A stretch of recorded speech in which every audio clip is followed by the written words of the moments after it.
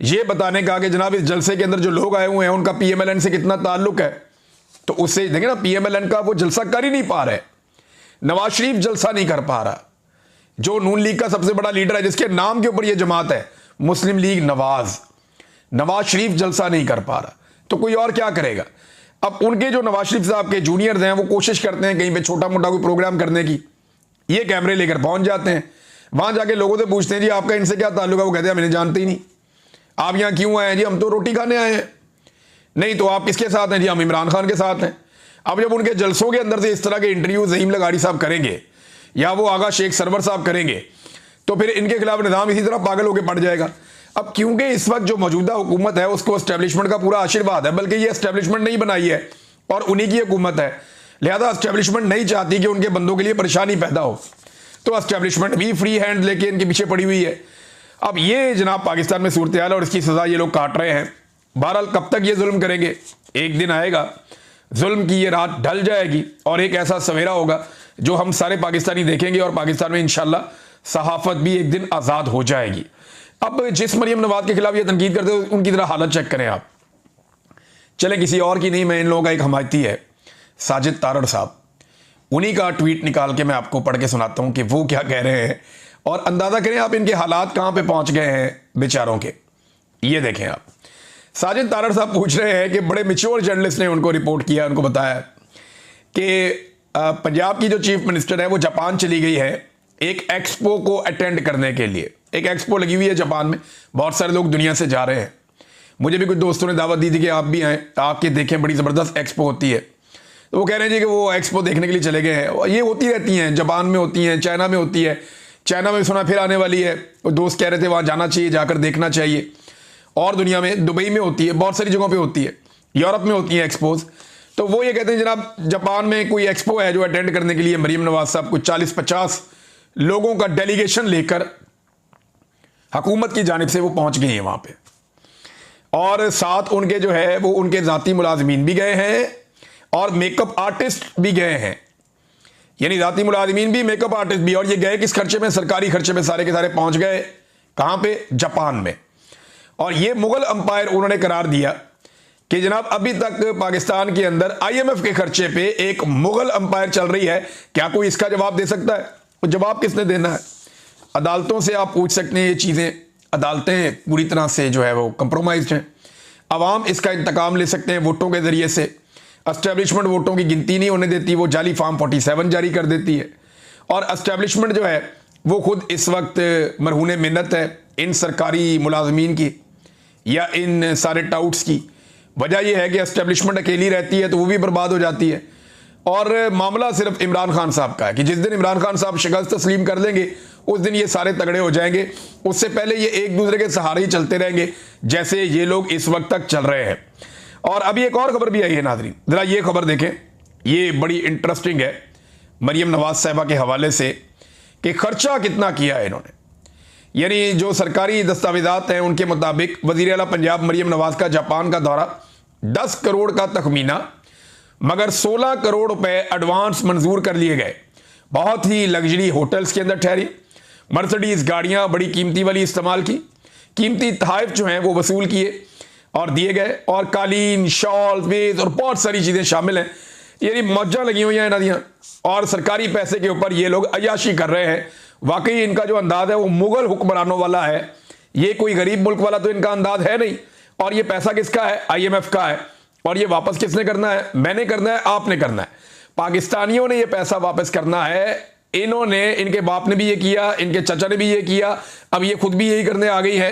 तो इनकी 2-3 नस्लों की ये ट्रेनिंग है कि इन्होंने आवाम के पैसे के ऊपर अयाशियां करनी है, लुटमार करनी है, अपने कारोबार को बढ़ाना है, और उसके बाद अवाम ने वो पैसा वापस करना है। और अगली दफा इन्होंने फिर नारे लगाकर आ जाना, और अवाम से कमीशन खाने के लिए ये ऐसे मंसूबे लेकर आते हैं जिनमें कमीशन इनको बैरून मुल्क मिल जाती है।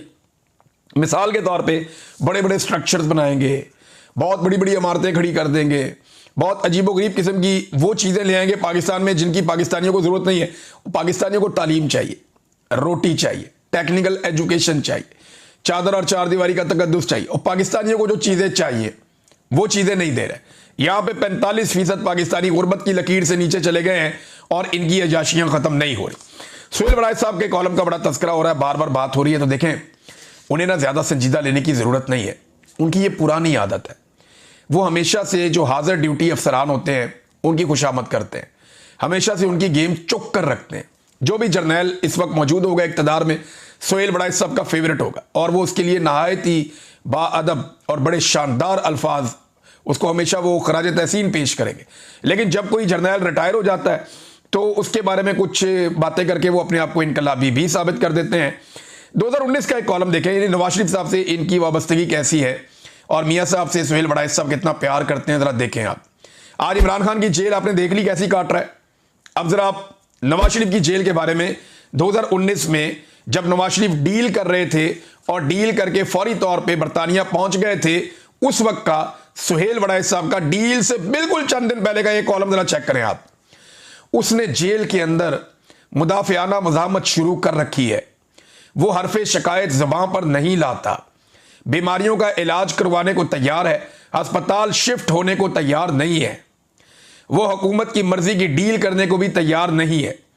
वो हमेशा से जिद्दी था, अब भी जिद्दी है। खामोश हो गया मगर मौक़िफ़ बदलने को तैयार नहीं। वो जारहियत नहीं कर रहा मगर सरेंडर करने को तैयार नहीं। वो ताहाल जीत नहीं सका मगर वो शिकस्त तस्लीम करने को तैयार नहीं। ये जनाब 2019 में सुहेल वड़ाइच साहब ने ज़मीन आसमान के खिलाफे नवाज शरीफ साहब के मिलाए हुए थे। अस्पताल नहीं जाएगा, नवाज शरीफ साहब अस्पताल पहुंच गए, पूरा टब्बर अस्पताल पहुंच गया उनका। बाहर ख्वाजा आसिफ कहते हैं 100 बंदा नहीं आता नवाज शरीफ को देखने के लिए। तो ये नवाज शरीफ साहब की लाहौर में हालत थी। फिर वो कहते हैं अस्पताल शिफ्ट होने को तैयार नहीं, वो अस्पताल शिफ्ट भी हो गया। वो डील करने को तैयार नहीं है, वो डील करके भी निकल गया। वो हमेशा से जिद्दी था, अब भी जिद्दी है। कौन सी जिद है? जूते पॉलिश करना शुरू कर दिया, उसके बाद खामोश हो गया मगर मौक़िफ़ बदलने को तैयार नहीं। और भाई वो खामोश इसलिए हुआ और उसकी बेटी, क्योंकि उनकी डील हो रही थी एस्टेब्लिशमेंट के साथ। उन्हें कहा गया था कि ट्विटर पे या कोई स्टेटमेंट तुमने देना नहीं है, तो उन्होंने बयान देना बंद कर दिए थे। सरेंडर करने को तैयार नहीं है और सारा कुछ सरेंडर करके 50 रुपए का स्टाम्प पेपर लिख के दिया अदालत में, फिर पाकिस्तान से निकलकर बाहर गया प्लेटलेस गिरा कर। वो ताहाल जीत नहीं सका मगर शिकस्त तस्लीम करने को तैयार नहीं है। हद हो गया। इमरान खान के बारे में लिखते हैं कि खान साहब आप माफी क्यों नहीं मांगते? खान साहब अल्लाह का वास्ता आप माफी मांग लें। खान साहब अल्लाह का वास्ता, रब का वास्ता, पता नहीं कौन कौन से वास्ते खान साहब को डाल देते हैं, पाकिस्तान का वास्ता डाल देते हैं कि खान साहब आप माफी मांग लें। ये सुहेल वड़ाइच का कॉलम आता है। नवाज शरीफ के दौर में कॉलम आता है वो ताहाल जीत नहीं सका मगर वो शिकस्त तस्लीम करने को तैयार नहीं।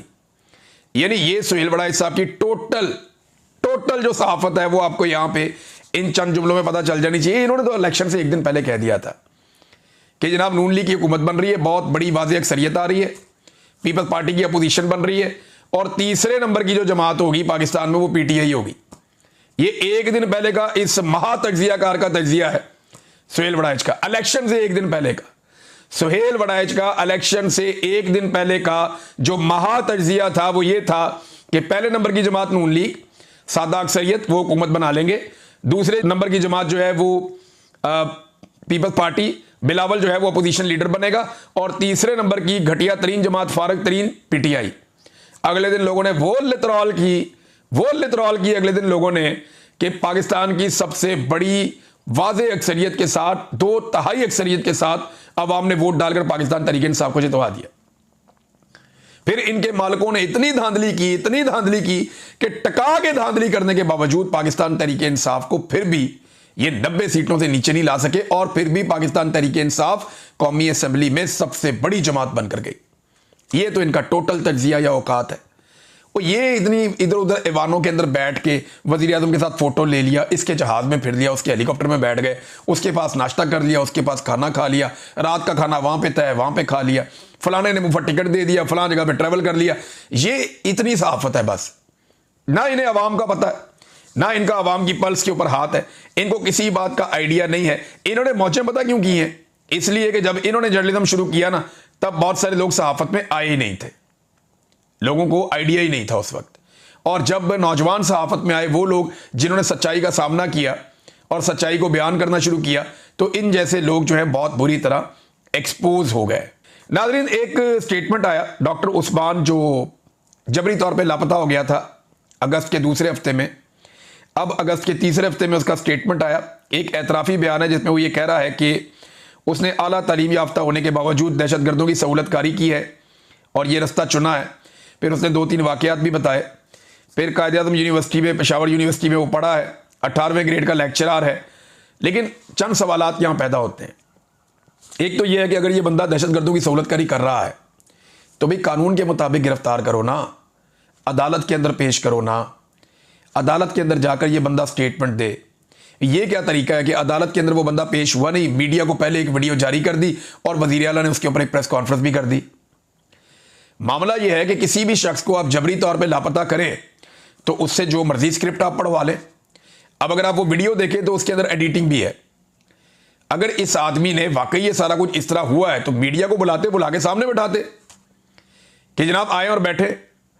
इन्होंने एहसानुल्लाह एहसान का एक इंटरव्यू करवाया था ना सलीम साफ़ी से, तो मैंने ISPR से कहा जी मेरा भी एक इंटरव्यू करवाएं। तो उसके बाद उन्होंने फ़ोन सुनना बंद कर दिया उस बंदे ने जो इंटरव्यू करवा रहा था। उन्हें नहीं, इमरान भी हम करवाते हैं आपका। लेकिन फिर उसके बाद पता चला एक दिन कि एहसानुल्लाह एहसान सब चले गए हैं, कहीं चले ही गए हैं। तो ये जनाब फिक्स मैच ऐसा लगता है करते हैं। जबरी तौर पे लापता करना किसी सूरत भी कोई ऑप्शन हो ही नहीं सकता। जबरी गुमशुदगी, एक आदमी को जबरी तौर पे लापता कर दिया। मिसाल के तौर पे थोड़ा सा पहले हमने वीडियोस देखी जहां पे पाक फौज के कुछ ऑफिसर पकड़े गए थे, तो वो वही कुछ बोल रहे थे ना जो उनको वहां पे दहशतगर्द कह रहे थे। वो तो दहशतगर्दों के खिलाफ कोई बात नहीं कर रहे थे, बल्कि वो बातें कर रहे थे जो दहशतगर्द सुनना चाहते थे या कहलवाना चाहते थे। तो अगर कोई आदमी किसी जबरी तौर पे लापता हो जाए या इलीगल डिटेंशन में हो, किसी के पास जबरी तौर पे उसे गुमशुदा किया गया हो, तो उसका जो स्टेटमेंट आए उसकी वो कानूनी हैसियत नहीं होती। कानूनी हैसियत उस चीज की होती है जो कानून के मुताबिक चीजें होंगी। भी इसको हमने गिरफ्तार किया था, ये कानूनी तौर पे इसकी गिरफ्तारी है। उसके बाद हमने फलां फलां हकायक चेक किए थे, इससे फलां फलां चीज हमने बरामद कर ली है, मजीद काम हमने ये करना है, हम इसको अदालत में पेश कर रहे हैं, इस बंदे का अदालत में स्टेटमेंट ले लिया जाए। ये तो है कानूनी तरीका। अब गैर कानूनी तरीके से आप करेंगे तो आप जितना मर्जी अच्छा काम भी करेंगे उसके अंदर भी महंगे डल जाएगी, और डलनी भी चाहिए, क्योंकि जो काम कानूनी जवाब नहीं रखता उसको आप कोई भी अहमियत नहीं दे सकते। नाज़रीन, इमरान खान साहब का केस जो है वो कल सुबह 9 बजे लगेगा और सुप्रीम कोर्ट ऑफ पाकिस्तान में लगेगा। 9 मई के हवाले से उनका केस लगेगा। पाकिस्तान तहरीक इंसाफ के जो वकला हैं उनका एक बड़ा इम्तिहान है कि वो इमरान खान साहब के केस को कैसे अदालत के सामने रखते हैं। यहाँ पे झूठे गवाह हैं, यहाँ पे एक मेज़ के नीचे छुपा हुआ है, कोई सोफे के नीचे, कोई पर्दे के पीछे, ये किस तरह के गवाह है ये सारा मामला। बल्कि मैं ये बार बार कहता हूँ कि वो टेबल उठाएं, सुप्रीम कोर्ट ऑफ पाकिस्तान लेकर जाएं और याह्या अफरीदी के सामने रख दें कि जनाब बताएं, ये गवाह को बुला के उसे कहें टेबल के नीचे छुप के दिखाए, इस टेबल के नीचे गवाह को घुसा के दिखाएं, आप हमें पूछें याह्या अफरीदी साहब से। तो याह्या अफरीदी साहब सुन रहे हैं, जस्टिस मोहम्मद शफी सिद्दीकी साहब सुन रहे हैं, जस्टिस मियां गुल हसन औरंगजेब साहब सुन रहे हैं, और ये 9 मई के मुकदमात का केस है इमरान खान साहब का, सुबह लगा हुआ है अदालत में। अब तक तो बहुत नाइंसाफ़ी हुई है, देखते हैं सुप्रीम कोर्ट ऑफ पाकिस्तान इस नाइंसाफ़ी को कैसे जारी रख सकती है। 9 मई का जो एक जालिमाना फैसला है वो मैं आपके सामने रखता हूं, ये जरा नाज़रीन फैसला चेक करें आप। 9 मई का मुकदमा 103/2023 का तहरीरी फैसला जो जारी हुआ, उसमें एजाज चौधरी साहब ने 7 गवाह पेश किए, 7 गवाह पेश किए, मगर अदालत ने यह कहकर गवाहियां रद्द कर दी कि गवाह पाकिस्तान तहरीक इंसाफ के हैं। भाई पाकिस्तान तहरीक इंसाफ के हैं तो क्या वो पाकिस्तानी नहीं है? क्या पाकिस्तान तहरीक इंसाफ के हैं तो वो मुसलमान नहीं है?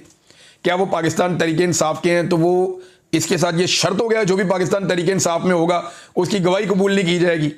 भाई ये क्या क्राइटेरिया है कि वो तहरीक इंसाफ के हैं? और रद्द कर दी गवाहियां, और उसके बाद कहा जी जबकि सरकारी एहलकारों की गवाही तस्लीम कर ली गई। भाई वो भी तो सरकार के हैं ना, सरकार मुद्दई है, तो सरकार की गवाही भी आप ना माने कि जनाब ये आपके ताल्लुक वाले हैं, ये तनख्वाह ले रहे हैं आपसे, लिहाजा इनकी गवाही हम नहीं मानते। आयशा भुट्टा और इमरान खान के गार्ड हाफिज अरशद को सिर्फ नारे लगाने पर 10-10 साल की सजा दी है इन अदालतों ने। ये अदालतें अपने पांव पे खुद कुल्हाड़ा मार रही हैं, अदलिया की तकरीम खत्म हो रही है और जजों को तो परवाह ही नहीं है इस बात की, ज्यादातर कंप्रोमाइज होकर लगे। जो सुप्रीम कोर्ट ऑफ पाकिस्तान का चीफ जस्टिस है वो कभी सवाल ही पैदा नहीं होता था चीफ जस्टिस बन जाता अगर 26वीं आईनी तरमीम ना होती। तो 26वीं आईनी तरमीम के नतीजे में वो चीफ जस्टिस बना है, उसके बाद मौजा ही मौजा। अब जितने जज ज्यादातर बिठाए गए हैं वो सारे के सारे इस सिस्टम के बेनिफिशियरी हैं और वो सिस्टम को वापस डिलीवर भी कर रहे हैं। नाज़रीन, एक वीडियो में देख रहा था, पाकिस्तान तहरीक इंसाफ के एक कारकुन हैं, उनका नाम है असलम बशीर। उनके घर से 14 अगस्त की एक वीडियो आई है और उसके बाद एक छोटी सी बच्ची है उनकी, पुलिस ने छापा मारा, सारी चीज़ें तोड़ दी, तबाही फेर दी घर के अंदर। वो छोटी सी बच्ची की मैंने बातें सुनी है, मैं हिलकर रह गया हूं। आप यकीन करें कि उस बच्ची ने जितने हौसले के साथ, यानी बड़े बड़े सियासतदानों में इतना हौसला नहीं होता, बड़े बड़े लोगों की चीखें निकल जाती हैं। जो घर के मनाजिर मैंने देखे, उसके बाद उस बच्ची की बात सुनी और जो अज़म और हौसला मैंने उस बच्ची का देखा, ये पाकिस्तान की एस्टेब्लिशमेंट को समझ ही नहीं आ रही कि उनके साथ क्या हो रहा है। उन्हें पहली मर्तबा मैंने कहा था कि आपको टक्कर के लोग मिले हैं, और मुझे भी अंदाजा नहीं था कि ये इस कदर सख्त जान लोग हैं। उस बच्ची की बातें सुनने के बाद अगर एस्टेब्लिशमेंट को आप ये बातें सुनाए ना, तो उन्हें खौफ आना चाहिए कि पाकिस्तान कहां पहुंच गया है और पाकिस्तानी उनके बारे में क्या सोचते हैं।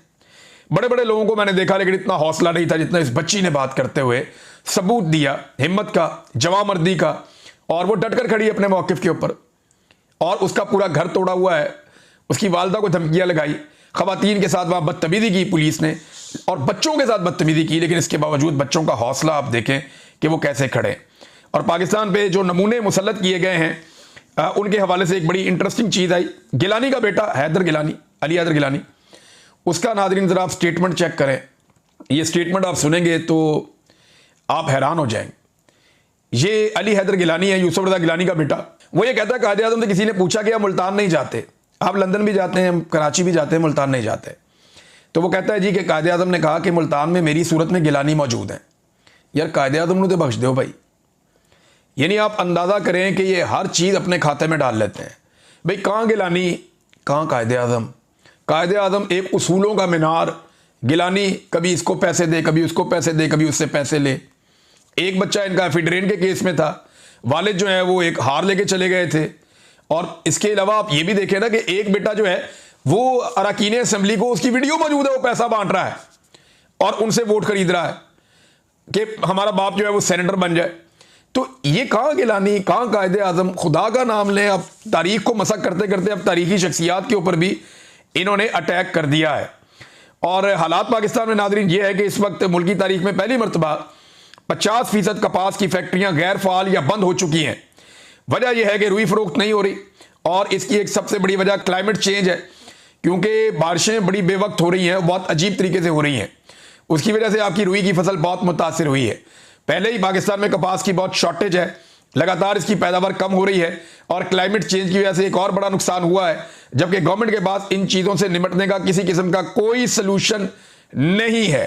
पंजाब हुकूमत की हालत यह है कि मरियम नवाज साहबा योकोहामा हॉल, ये एक है योकोहामा टाउन हॉल, वहां पे गए दौरा करने के लिए कि देखें वहां पे जिद्दत जो है उसको हम पाकिस्तान में लेकर आए। और भाई जापान दुनिया से 50 साल आगे चल रहा है, वो यूरोप से आगे चल रहा है। अब जापान ही पहुंच गए सीधा कि आपने पाकिस्तान को जापान बनाना है। वहां पे उनकी तरफ से 3 बंदे थे और इनकी तरफ से दर्जनों बंदे थे। मरियम नवाज के वफद में दर्जनों लोग थे, और वहां जो योकोहामा हॉल है उनकी जानिब से सिर्फ 3 लोग थे। अब यहां से आपको पता चलना चाहिए कि कौमें बनती कैसे हैं। उन्हें आइडिया है कि भाई जितना काम है उतने लोग जाएं। ये यहां से खर्चे करके जनाब भर के पूरी बारात लेकर पहुंचे हुए हैं जापान में सैर सपाटे के ऊपर। हैरत होती है वैसे मुझे। नाज़रीन बाकी खबरें आपके साथ अगले वीलॉग में शेयर करता हूं। अब तक के लिए इतनी, अपना ख्याल रखिएगा, अपने चैनल का भी। अल्लाह हाफ़िज़।